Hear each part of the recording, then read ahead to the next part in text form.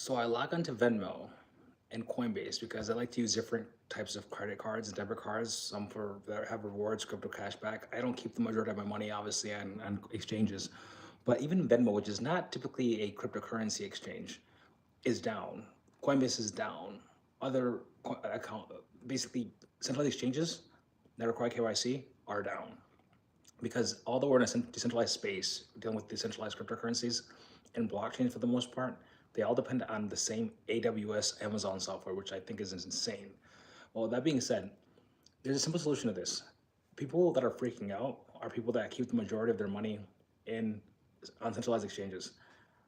I hate repeating this, but we have to get away from this concept that they're somehow safe because to this day there are still people that are messaging me, asking me for advice. Hey Mike, I lost it. I lost my cryptocurrency on this exchange that went belly up 2 years ago or a year ago. And I'm like, you're not gonna get your money back.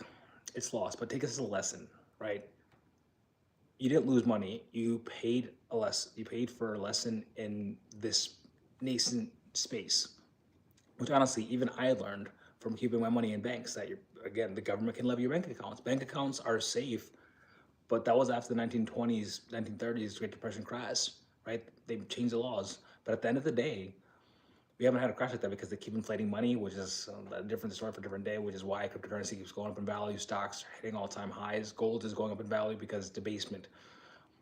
But this isn't about debasement currency. This is about keeping your money in centralized exchanges.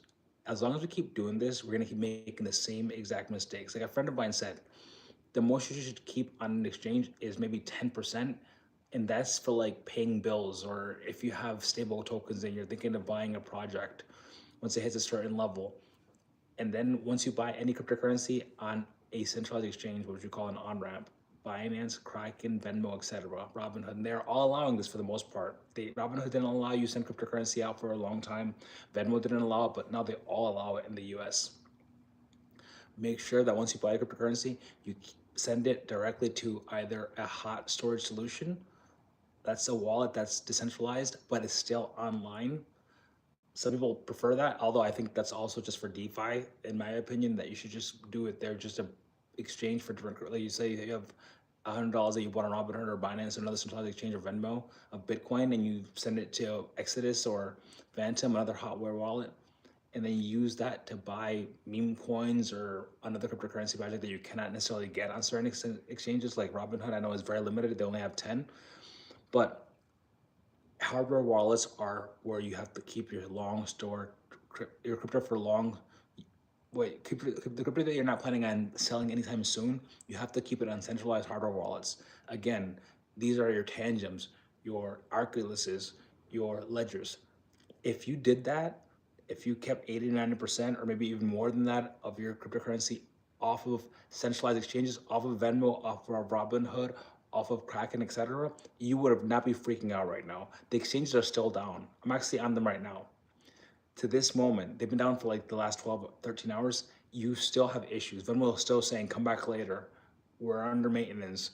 Coinbase is like, hey, you can't buy, sell.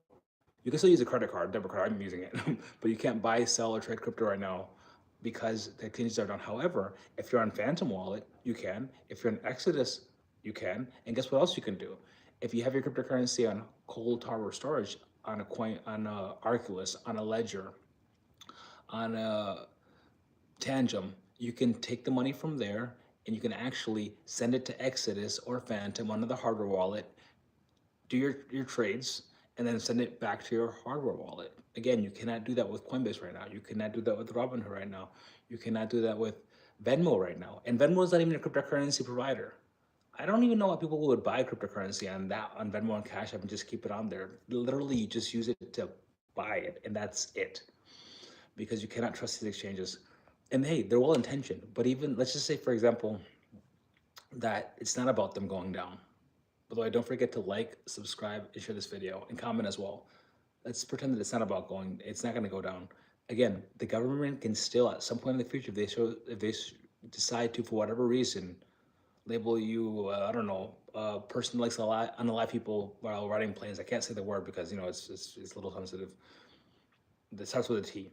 But let's say they decide that you're the T word, or that you're using the cryptocurrency for illicit funds. Hey, what's up?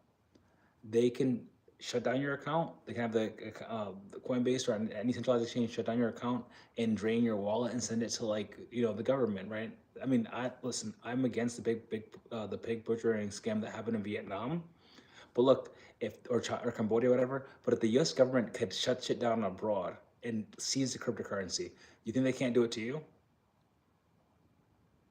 That's an issue you got to think about. Remember, hardware wallets are still online, but they're a better solution than centralized exchanges, in my opinion. But the best solution long term, if you're not doing DeFi, you're not trading, even if you do, let's go to Phantom, you go to Exodus, do a little trade or two. What you want to do, the end game is cold hardware wallet storage. With that being said, stay safe. I hope that nobody was hurt by what happened today. Generally speaking, what's up? For everybody coming in. Generally speaking, nobody was hurt today, thank God. It wasn't like what happened 2 weeks ago, 2 Fridays ago rather, where people's accounts were basically frozen and they were getting liquidated. For the most part, customer funds are safe, but again, in the future, just be aware, be careful, and always remember, centralized exchanges are only for buying and selling, on and off ramping. Once you buy, if you're not buying or selling cryptocurrency, keep it on cold storage, best case scenario. If you want to trade it for another asset, hot storage, hot wallets. That being said, upwards and onwards.